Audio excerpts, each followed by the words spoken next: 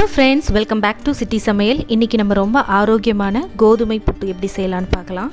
இதுக்கு 4 இன்க்ரீடியன்ட்ஸ் தான் தேவை. 1 கப் கோதுமை மாவு, தேவைக்கேற்ப சர்க்கரை, ஏலக்காய் தூள், அப்புறம் துருவிய தேங்காய். இந்த 4 இன்க்ரீடியன்ட் வச்சு எப்படி பண்ணலான்னு பார்க்கலாம்.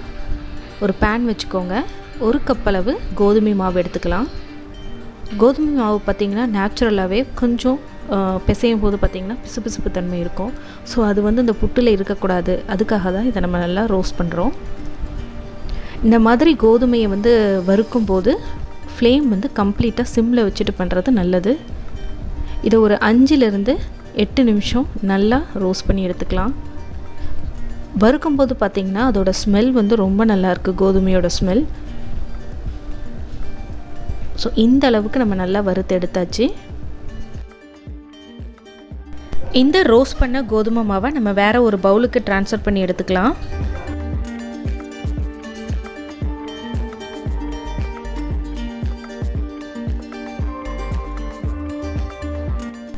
இந்த கோதுமை மாவு இப்போ நல்லா ஆறணும். கொஞ்சம் சூடாக இருக்குது. சூடாக இருக்கும்போது பிசைஞ்சோன்னா மாவு ஒன்றோட ஒன்று ஒட்டிக்கும்.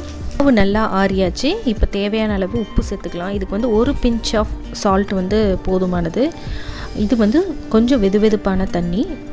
கை நம்ம பொறுக்கிற அளவுக்கு சூடு இருந்தால் போதும். இதை தெளித்து இந்த மாவை நம்ம உதிரியாக எடுத்துக்க போகிறோம்.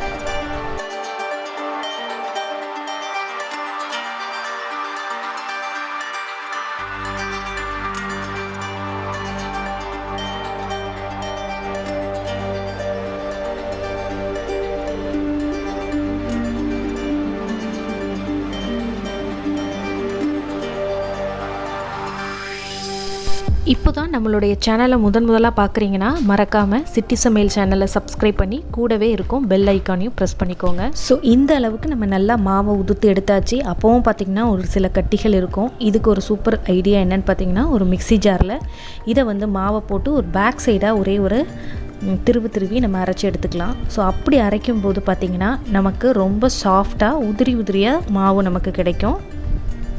ஸோ ரொம்ப சுற்றிடாதீங்க, சப்பாத்தி மாவு பதத்துக்கு ஆகிடும். இந்த மாதிரி ஒரே ஒரு ட்ரிப் பண்ணி எடுத்தால் போதும். இதை ஒரு பவுலுக்கு நான் ட்ரான்ஸ்ஃபர் பண்ணிக்கிறேன். இப்போ இந்த மாவோட நம்ம துருவி வச்ச தேங்காய் இது ஃபுல்லாக சேர்க்காமல் நான் 3 தடவை சேர்க்க போகிறேன். ஸோ இதுக்கு இந்த மாவுக்கு ஒரு 2 ஸ்பூன் அளவு சேர்த்துக்கிட்டால் போதுமானது.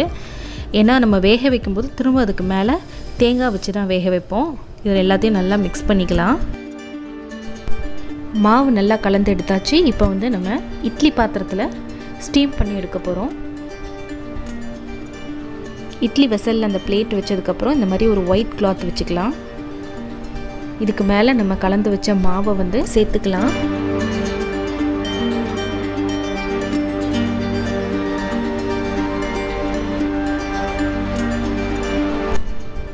மாவு எல்லாத்தையும் சேர்த்ததுக்கப்புறமா நம்ம துருவி வச்ச தேங்காய். ஸோ தேங்காயும் இந்த கோதுமை மாவும் வேக வச்சு எடுக்கும்போது நல்ல நமக்கு ஒரு மணமாக இருக்கும் புட்டு.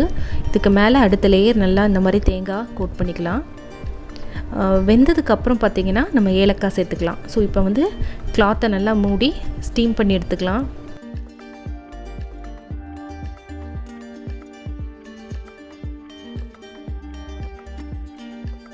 புட்டு வேகிறதுக்கான நேரம் பார்த்திங்கன்னா 5லேருந்து 8 நிமிஷம் வெந்தால் போதுமானது. அதுக்கு மேலே வேக வச்சிங்கன்னா ஒன்றோட ஒன்று ஒட்டி கொஞ்சம் பிசுபிசுப்பு தன்மையோடு இருக்கும். இப்போ எனக்கு 5லேருந்து 8 நிமிஷம் ஆயிடுச்சு. இப்போ புட்டு நல்லா வந்திருக்கான்னு பார்க்கலாம். திறக்கும் போதே நமக்கு மனம் நல்லா இருக்குது.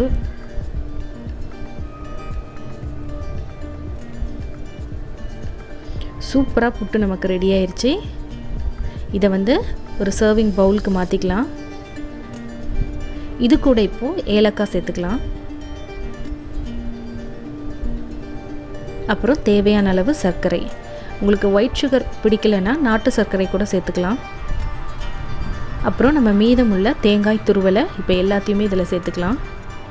இந்த மாதிரி ஹாட்டாக நம்ம சேர்க்கும்போது நம்ம சேர்ந்து நம்ம எல்லாத்தையும் மிக்ஸ் பண்ணும்போது அதுலேருந்து வரக்கூடிய மனமும் நல்லாயிருக்கும், சாப்பிடும்போது சுவையுமே நல்லாயிருக்கும். இந்த ரெசிபியை கண்டிப்பாக நீங்கள் வீட்டில் ட்ரை பண்ணி பாருங்கள்.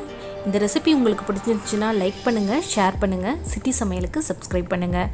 வேறு ஒரு இன்ட்ரெஸ்டிங்கான ரெசிபியோடு உங்களை மீட் பண்ணுறேன். நன்றி, வணக்கம். இது அறுசுவையின் திறவுகோல்.